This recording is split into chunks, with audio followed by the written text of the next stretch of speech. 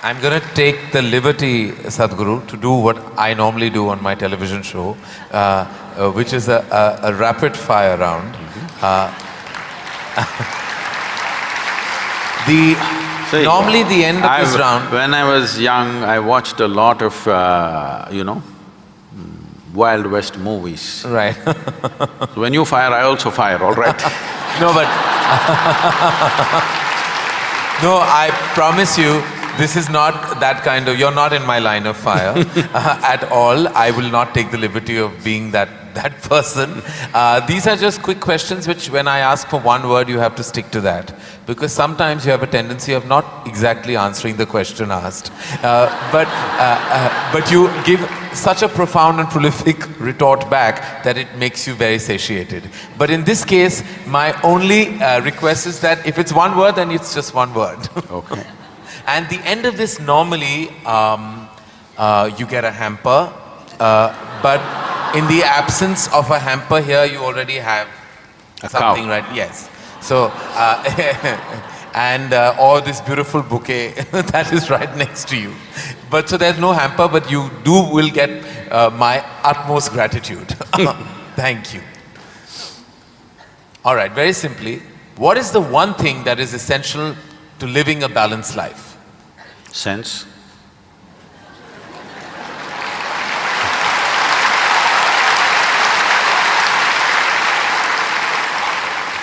What is the one thing we must absolutely do away with in order to lead a balanced life? Senselessness. Yes. All right. I thought that was coming. First thing that comes to your mind when I say the following, the first thing, organized religion. Madness. Marriage. Cohabitation. Competition. Stupid. Money. Useful. Love.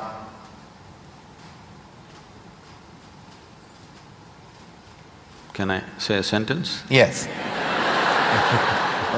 I will allow that.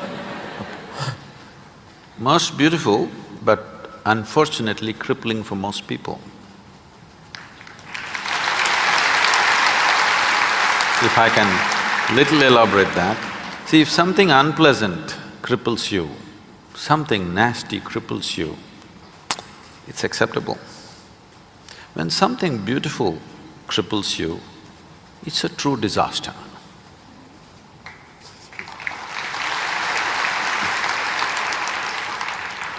If you could ask one person, alive or dead, one question, who would you ask and what would that be?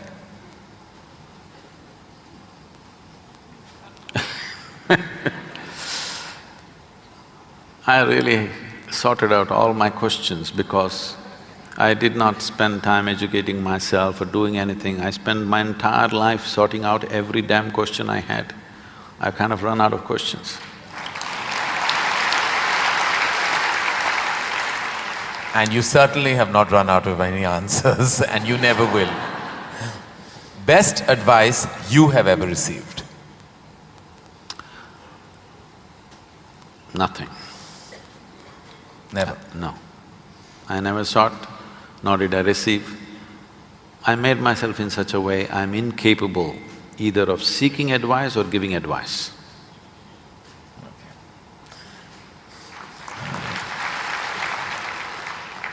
In an imaginary, completely hypothetical situation, if you had a day off with no commitments, no responsibilities, what would you spend the day doing? Oh, there are a lot of things, this can't be one word. No, it's not one word. See, I have an indiscriminate sense of passion towards everything.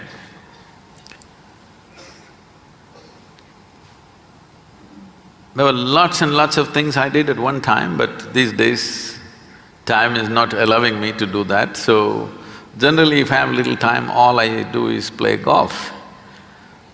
Because that's safe and within the city and I can get back in time for something else to be done. But if an entire day is left to me, which they've not done for a long time, They've not left it to me. If that happens, I will close my eyes and sit, because that is the best, I am at my best when I truly have nothing to do.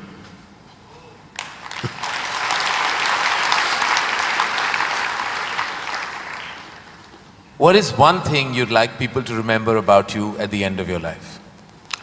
They must live so wonderfully that they don't even remember me.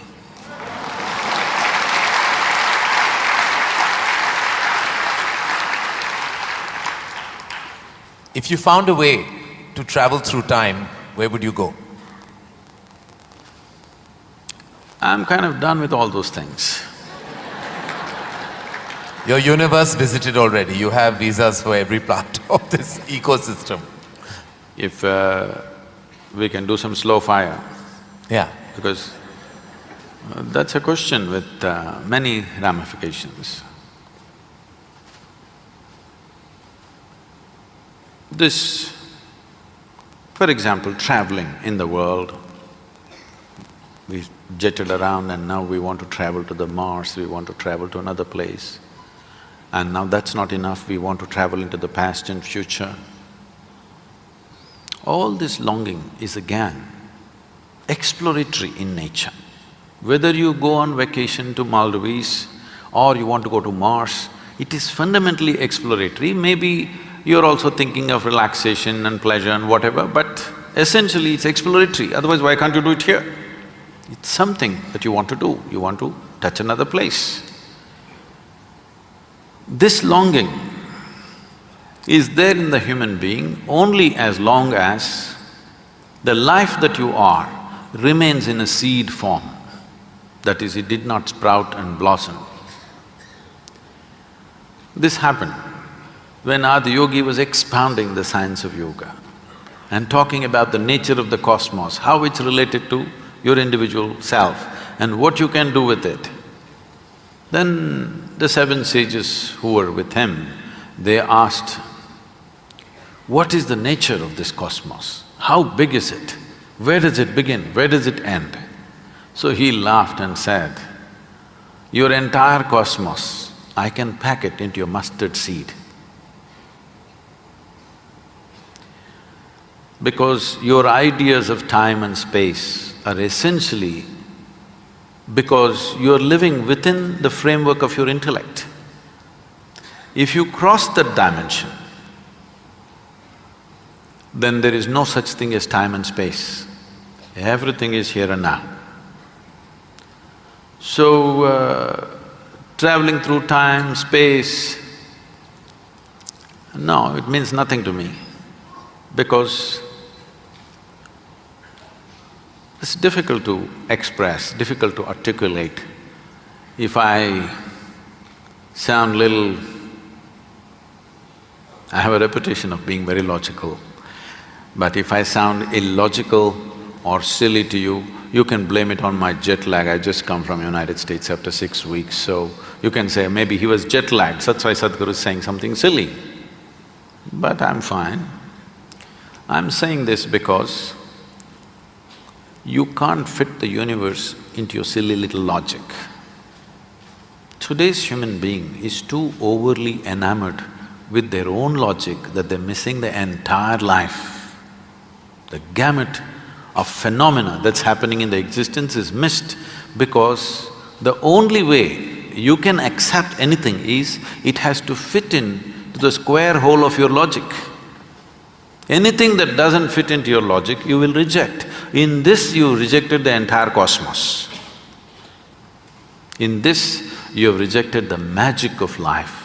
You have become a slave of logic and completely missing the magic of life. So, this time, space, all this stuff is because intellectually you're trying to dissect the universe and try to understand this. Tell me, if you sit here, suppose you're very joyful, do you see, you will not know how the day passed off. And if you're depressed, do you see the day won't pass? So time is a consequence of the miserable nature of human existence. If you are truly blissed out and ecstatic, you wouldn't know what is a day, what is a year, what is a lifetime, you wouldn't know. There have been times I sat down, I didn't realize, I thought it's 5 minutes, but people gathered around and started molesting my feet. Well, because in their understanding, I sat there for many days or whatever. This idea of time and space is a very convoluted idea simply because people are stuck in the framework of their logic. My work, my fundamental work is to take people beyond the framework of logic into the true magic of existence, our own existence. But it takes a lot of time. Still, my reputation is of being very logically correct because I'm still trying to woo them still wooing them, you know. For the real thing to happen, they will take a long time, unfortunately, because they have become such slaves of their logic. What is the first thing you notice when you meet a person? Just everything. Everything. Everything. Past, present and future.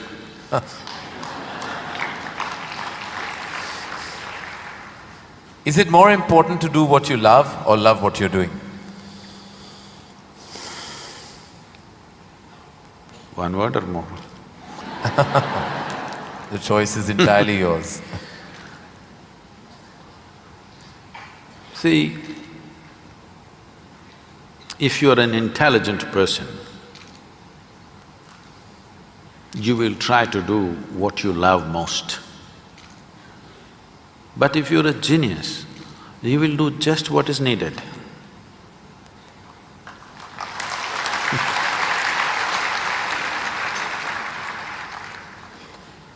If you could be invisible for a day, what would you do?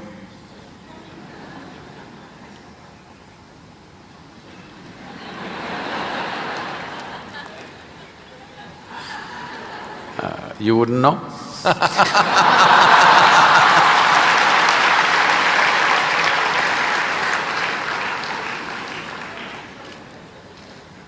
With due respect, what is your biggest weakness? Biggest? What is your biggest weakness? See, what normally people treat as weakness in their lives. Okay, let me give a normal answer. Why?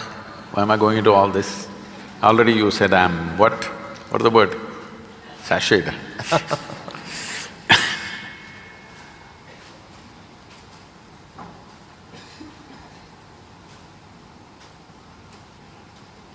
My biggest weakness is, I love danger.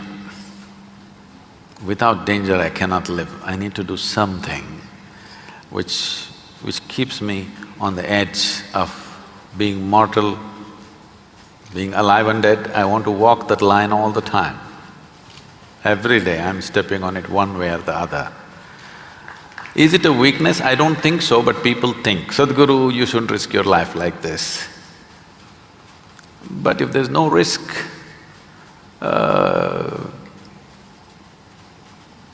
feel I'm not being… because most of the time in my life, for whatever I'm doing, I don't feel tested. It's only in moments of danger that I feel little tested. So my weakness is, I like to be stretched, you know. For all the time when I was riding across India and later on I started driving, my only wish was that to find a machine which will test my skills. Always found the damn things broke down if I took it to my limits. These days recently I'm beginning to get to do a few machines which are testing me, whether I can push it all the way or not. Maybe that's because of my age. No. If I had met them much younger, I think I would You would have managed to work around them. One thing the world doesn't know about you. They don't know a thing about me.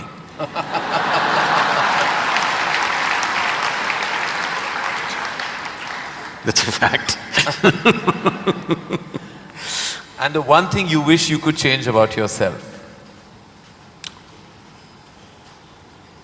Oh, I never looked at that. I could speak Hindi. No, I'm sorry, Marathi.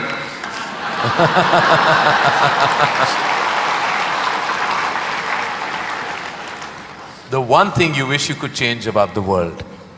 Oh, a lot of things. One. Human beings. Desperately in need of. Sir, what would you consider to be your greatest achievement? I don't think there's any. Because I always fall woefully short of my own expectation of what I could do. So I never feel anything is an achievement.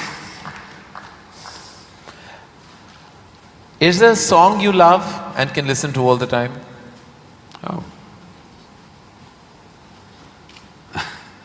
I somehow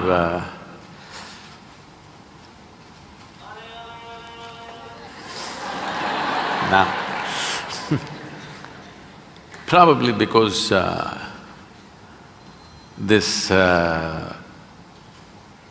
came to me at a certain time when I was in my early teens maybe. So this one song kind of comes back to me more often than anything else. It's not that I even seek it, but somehow one way or the other this song keeps coming back to me. Is how many times Okay. I know you haven't seen any of my films, but do you have a favorite film? Oh, I've seen many good movies. At one time I saw a lot of them. I've not seen much of Indian cinema, but I saw a lot of, English cinema. But one movie that I thoroughly enjoyed at that time, because on that day the way things happened, many life situations fell together and everything, was Roman Holiday. Oh, well, I have to say that that's the first film I've ever seen in my life. My mother took me to the cinema. Here we are. It is true. Roman Holiday is the first film I ever saw. It was my introduction to the big screen. I'm glad I have something in common with you. That image of Audrey and Gregory Peck is somehow just stayed with me. Wonderful. It was probably my age. Yeah. Oh, it must have been. Something you enjoy doing and wish you had more time for? I wish I had more time, because I made myself like this, that there is nothing that I enjoy or do not enjoy. I make sure I enjoy everything that I do, including simply sitting quietly or talking to somebody or doing whatever, because my activity is not limited to one area, so many things. If you did not enjoy everything that you do and do not do, you will go insane trying to manage so many things. But I will not go insane, because I enjoy being alive. Activities, anything is okay. Everything I do, I enjoy. Small things, big things, every kind of thing. Most profound things and silly things, I enjoy thoroughly. Should us all. Lastly, in a biopic made on you, who would play you? But who would make a biopic first of all? No, there could be lots of interested people. Maybe you should animate. I don't think you would want that. Well, that is the end of the rapid fire, and you totally deserve the hamper that doesn't exist on this platform. But it's a virtual hamper that I've given to you with my love, gratitude and deepest amount of respect. Thank you. Thank you.